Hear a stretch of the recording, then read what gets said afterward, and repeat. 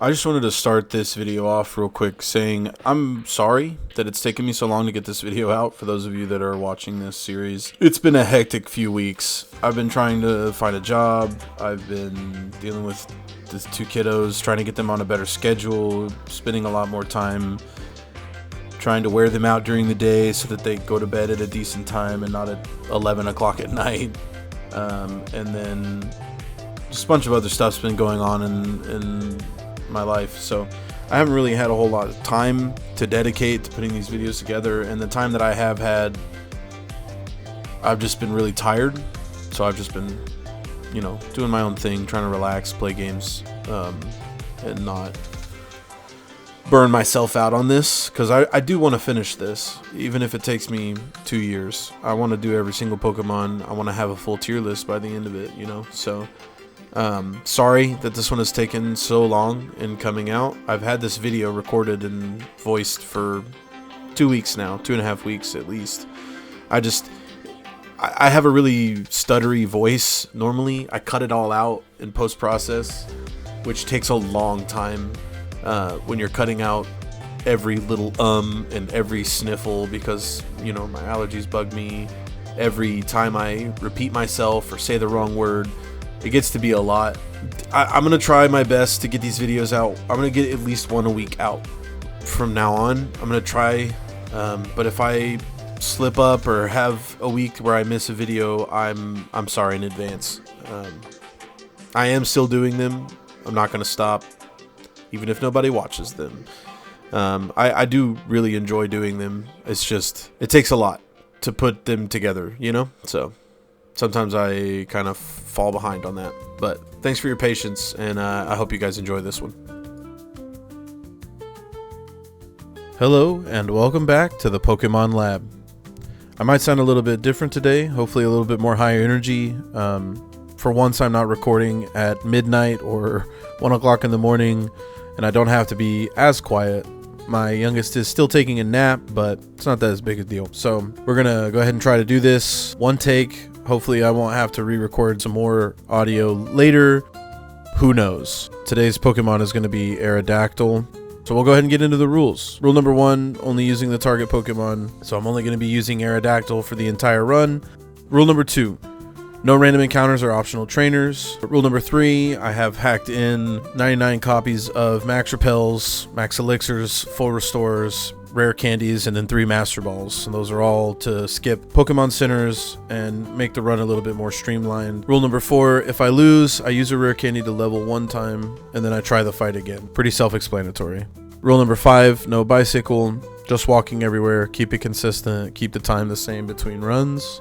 And then number 6, the only items that I am going to be picking up off the ground or going out of my way to get are TMs that I'm going to use. So with that all said, let's see how Aerodactyl does. So starting off, we get wing attack and agility. Not the worst for an early game. It's definitely going to save a lot of time with all the bugs that you got to fight at the very beginning of the game. But as for Brock, doesn't really help out all that much, as you can see. Coming in at level 6 versus level 12 and 14 Geodude and Onix respectively, you don't really do a whole lot of damage. So Aerodactyl's gonna have to use his rare candies pretty early on, first fight, and several of them, in fact. It's to be expected. I'm not really all that worried about it. There's a lot of Pokemon that are gonna need a little bit of boost to get past Brock. That's just kind of the name of the game. The first gym being like the bulkiest defensive type in the game is really, really kind of sucky. Like, it really kills a lot of these early Pokemon runs right at the very beginning. But we only needed 5 rare candies to get through, so not too bad, to be expected. Also, we've been using legendaries and starters, so like the most powerful Pokemon in the game up until this point. Aerodactyl is still really strong Pokemon, but he's not a legendary, right? So this is where we're going to start seeing these runs are going to take a little bit longer to go through. There's going to be the rare candy count is probably going to be a lot higher for a lot of them. the level cap is going to get a lot higher for some of these Pokemon. Not necessarily Aerodactyl. Like I said, he is still a relatively strong... He's still a pretty strong Pokemon. He's not the strongest. Not by any stretch of the imagination. But he is very fast. I think he's the fastest. Or... He's either... No. Electrode is the fastest. And Aerodactyl is the second fastest Pokemon in the game. So he gets a lot of critical hits, which will help him out. Critical hits ignore any like stat affecting moves. So like if they were to use Growl, stuff like that, it ignores all that.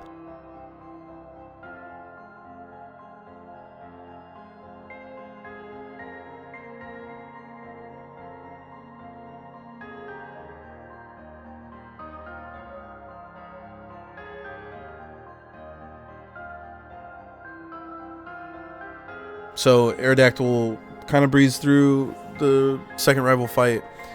Obviously, Misty is very different story. Aerodactyl is rock type, so he's not going to fare very well against Staryu, and very much not going to fare well against Starmie and Bubble Beam. Those moves are going to be his detriment. Aerodactyl really has like he has a very bad early game. He gets a really, really bad shake right at the beginning there, just because the first 3 gyms are all super effective basically, or they're all counter him. The first gym counters him because they're also rock type, so they don't take very much damage from a physical flying type move. And then Misty and Lieutenant Surge both have super effective moves to Aerodactyl's rock and flying types respectively. So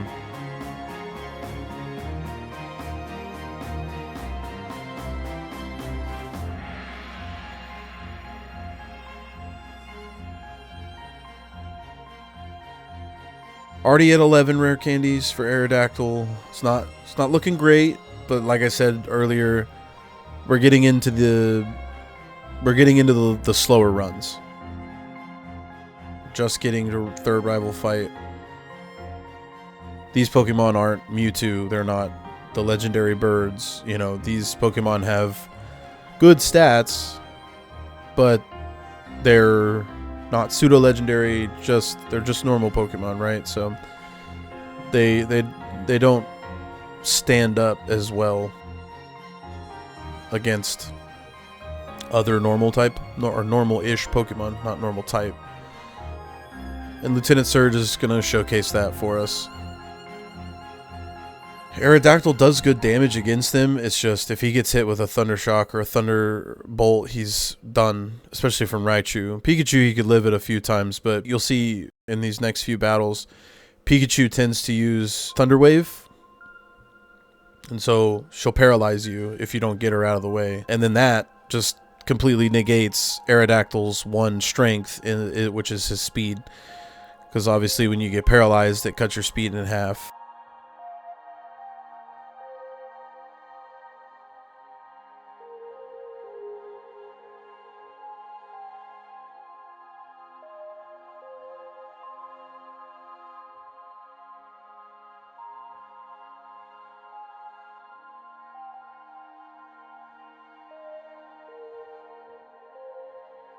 And then you have the option or the chance of not moving at all. So, yeah, we get the paralyzed from the Thunder Shock there. That screws us. Even though we have decent-ish health, still wouldn't live a Thunderbolt.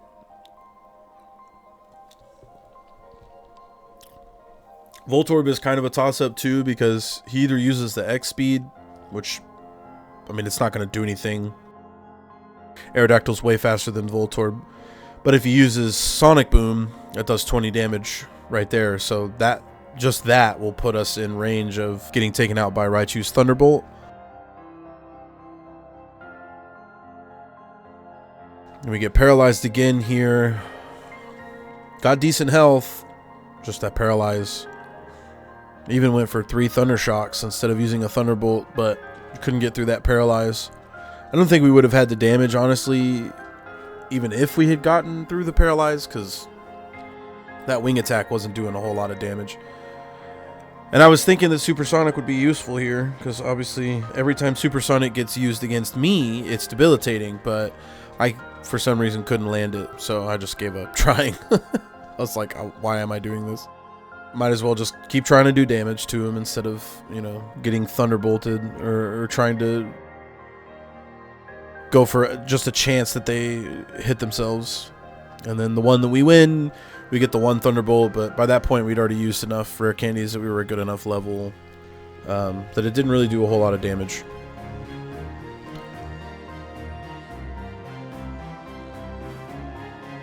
Yeah, I tried Supersonic again against Giovanni here, and it didn't really work out. I very quickly gave up trying to use Supersonic, which sucks because you would think that would be a good utility move for Aerodactyl to have, especially against Pokemon that he struggles with. You know, if you confuse them, they run the risk of helping you do damage to them, but it never really works out that way.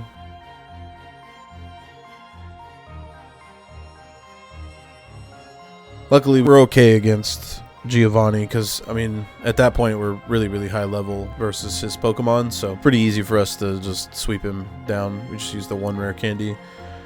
Obviously, Erica here is going to be pretty easy when you've got Wing Attack, super effective move against all three of her Pokemon here, and then Fly. Fly is a great move, especially for Aerodactyl. Flying type moves are all physical in Gen 1. A Fly is a physical move. I was really debating what I did there. I just eventually got rid of Agility because I figured Agility was probably, like, it's a double. It gives you 2 stages of speed, but Aerodactyl's already faster than every other Pokemon in the game except for Electrode, and I'm gonna run into like 2 Electrodes, so I'm not really worried about it. And then, but yeah, Fly is a great move for Aerodactyl. It's kind of the same story with Hyper Beam later on. They're both physical moves.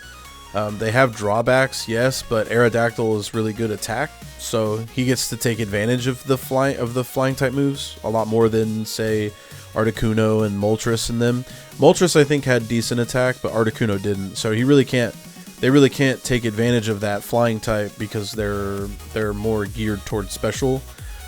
And I think that's kind of one of the major flaws of Gen 1, in that there is no special physical split, because you get Pokemon that are a certain type, like flying type, but then they rely more on special than physical than attack, and it kind of just stunts that entire type moves. You can't use them because they're not. I mean, obviously they're not going to do enough damage. So it kind of negates the whole point of them even being flying type if they don't have a high attack. But I digress. Koga here, we use the 1 for Koga. 1 rare candy so far. Fly, like I said, I mean, it really works in Aerodactyl's favor. You get the 1 turn where you're up in the air and they can't hit you, and then you come down with a 100 base power stab flying move. It does really good damage. So that's what you'll see us using Fly most of the time. But then obviously there's that drawback of every time I use Fly, that's 2 moves technically that I'm using.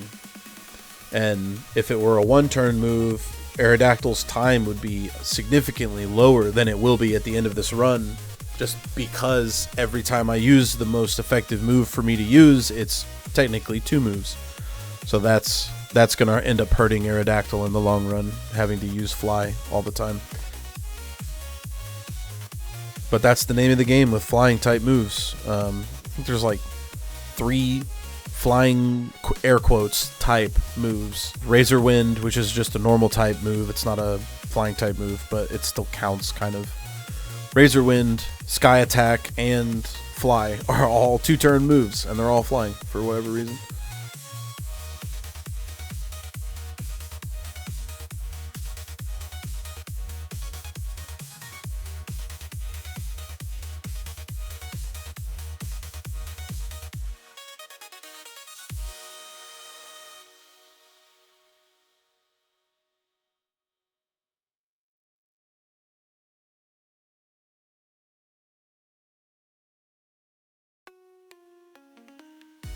We get to Sabrina. But again, we're really high level, and Sabrina's Pokemon don't have the defense to stand up to a stab Fly, so they go down pretty easy. I kind of assumed that was going to be an easy fight just because Sabrina's really not. If you're using special moves, she's a monster. If you're using physical moves, she's really not that big a deal. Unless she's faster than you. Which Alakazam is a decently fast Pokemon, but he's not fast enough, you know? So then we get to Blaine. Blaine's really not a big deal either. Rock is resistant to fire type moves, so we're just kind of make our way through him with Fly. And then we get Fire Blast, which Aerodactyl, weirdly enough, can learn Fire Blast. So I figured I would teach that for Giovanni just to kind of help, because I've only got physical moves against a bunch of rock type Pokemon that have really high defense. But that kind of Aerodactyl using Fire Blast kind of shows you what the opposite end of the spectrum is when like these special type Pokemon are using physical moves, and that it really doesn't do a whole lot of damage. This Fire Blast is 120 base power, I want to say. There's 110, something like that, which you'd think that's a lot, but it does not do a lot of damage. Just because Aerodactyl, I don't know exactly what his special is. I'll put it on the screen at some point. But it's not very high, I'll tell you that. It is not very high. So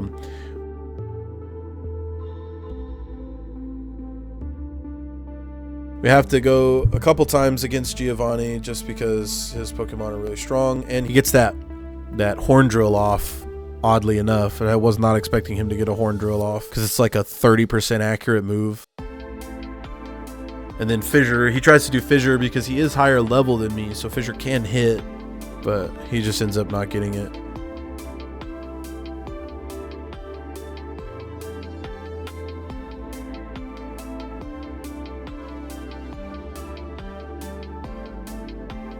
That's another spot where kind of the Fly kind of helps, because he used it enough that he might have gotten me with a Fissure that run, but I was just up in the air half the time, so it really cut his 30% chance of hitting into a 15% chance of hitting. So then we make it to the final rival fight before the Elite Four.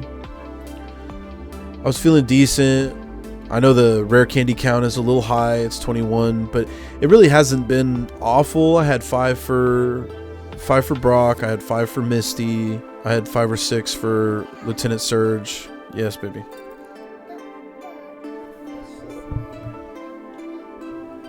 What? Your pinky toe.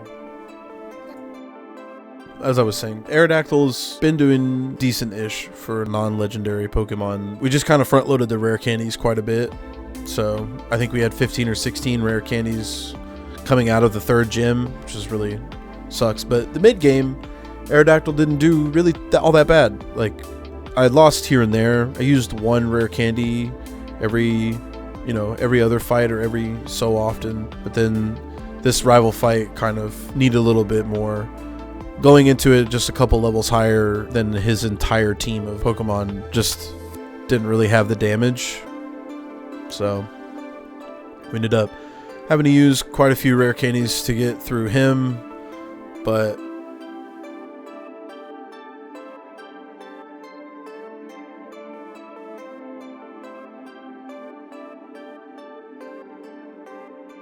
we get pretty lucky there. He's just using Withdraw a bunch, which that's part of the smart AI in Gen 1. They're going to use any move that's super effective, and Withdraw is a water type move. Water type obviously is super effective against rock type, so it's going to just use either Water Gun or Withdraw because it thinks that is super effective. But then we get to Lorelei, and I thought about speeding this up, but I wanted to show these fights because I think they're important to kind of show why. Like, I've been skipping all the Lorelei deaths just because there's a billion of them in every run, and I really don't want to make you guys sit through that whole thing. But I felt with Aerodactyl, we might as well sit through it just so you guys can see exactly like why Lorelei is such a pain in the butt, if I haven't already explained it enough. But Dugong has a really high special, so Dugong with Stab, super effective Aurora Beam on Aerodactyl If it gets a crit, you're just done. And then it's also pretty bulky, so it takes some moves, and then it's got rest, which is the most annoying move. You would think that having the enemy Pokemon put itself to sleep could only be a good thing, but it really sucks when especially when you're doing like 5-hit KOs, 6-hit KOs against Dugong, and then it just puts itself to sleep and negates 12 turns worth of moves against you, and you're just like, oh, come on. And then Aurora Beam wakes up and hits you with an Aurora Beam that takes your entire health down. And then Cloyster, Slowbro, and Lapras are all very physically bulky. They have really high defense. I'll flash their stats on the screen real quick. But, I mean, this team is just a direct counter to everything that Aerodactyl is. He's got speed, but that speed doesn't actually help for anything if you do such a minuscule amount of damage. And eventually they're going to hit you with one of their moves. Clamp is super, super annoying because it's like Fury Attack, where it's multi attack per, like one turn, it just hits you. And so like that one sucks. Or no, it's like Wrap. So it's like every turn you try and it's like, nope, you're stuck. You don't get to. And it's super effective. And I think there's even a couple times that Lorelei legit cheats. Like, I don't know if you noticed these. They might not have shown up yet, but there's a couple clamps where, like, in the middle of the clamp, in the middle of attacking, she will heal Cloyster, and it will do clamp damage in the same turn, which is just diabolical cheating. And I mean, there's really nothing I can do about that, you know. I just have to play.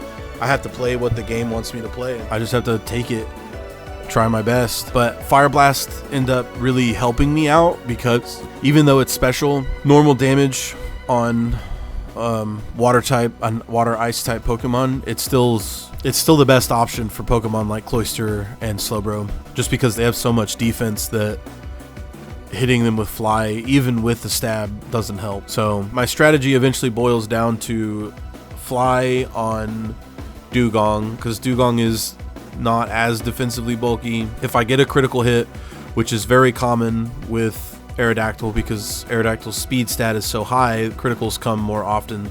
If I get a critical with Fire Blast, it's a one-hit KO on Cloyster, and then I Fire Blast the Slowbro until I can get it within range to take down with a Hyper Beam. Once I can take it down with a Hyper Beam, I'll do that, and then Fire Blast the Jinx, and then fly the Lapras to bring it into range for a Hyper Beam, and then Hyper Beam it.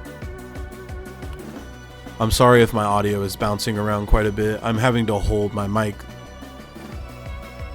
I don't really have like a mic stand for it yet. I need to get one, but I don't. So I'm holding it in the hand, and I'm not keeping it in the same position as always. So I apologize if I'm moving it around a lot and it's wildly different.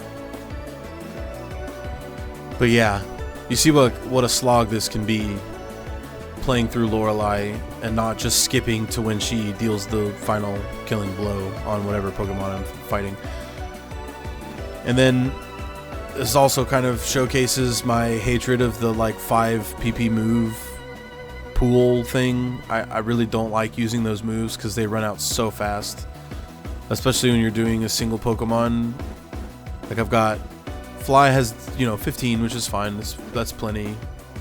And then Fire Blast having 5 really sucks because then it's like I use one for Cloyster, 2 or 3 for Slowbro, and then I get 1 left for Jinx. We're gonna go ahead and skip a couple levels. I know that was kind of a long segment of me just kind of ranting about Lorelei. I hope you guys didn't mind that too much. I just kind of wanted to show you like the reasoning behind a lot of that, because I feel like in my previous videos I skipped over most of that stuff. So I just wanted to kind of give my rationale for why.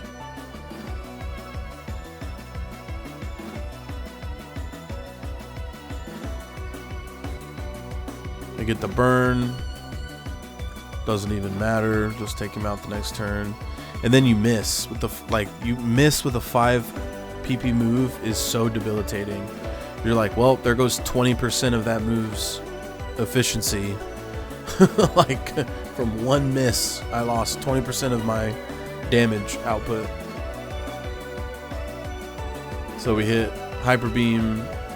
At this level, Hyper Beam was doing more than the Fire Blast, and I think Hyper Beam had a higher accuracy, so I was just like, go for Hyper Beam.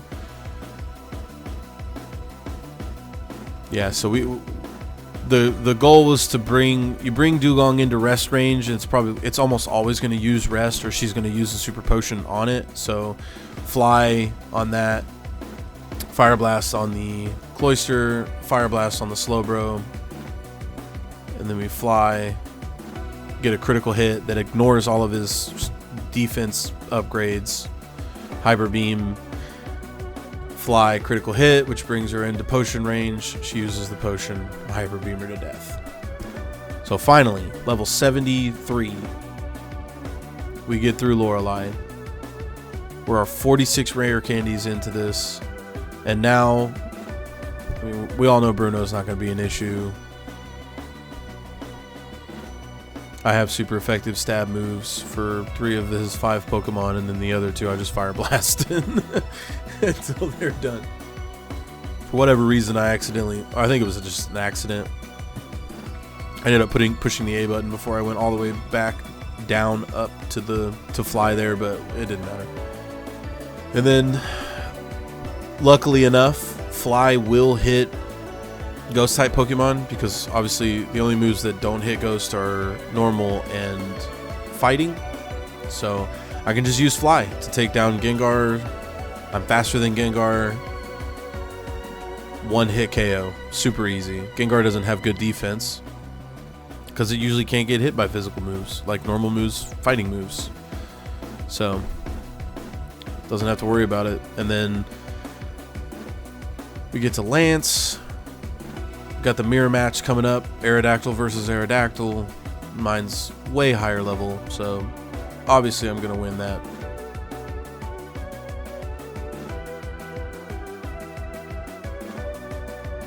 I debated on what to do. Figured Fly was probably my best bet.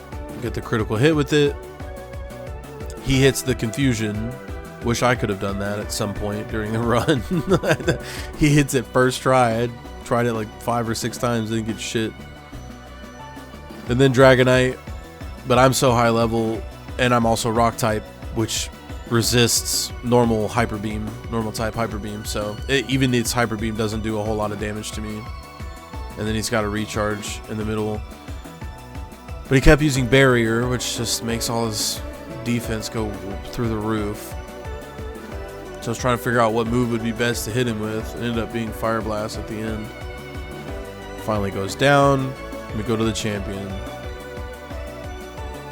Champion is kind of a similar story, though. I mean, I'm 11 levels higher than his ace.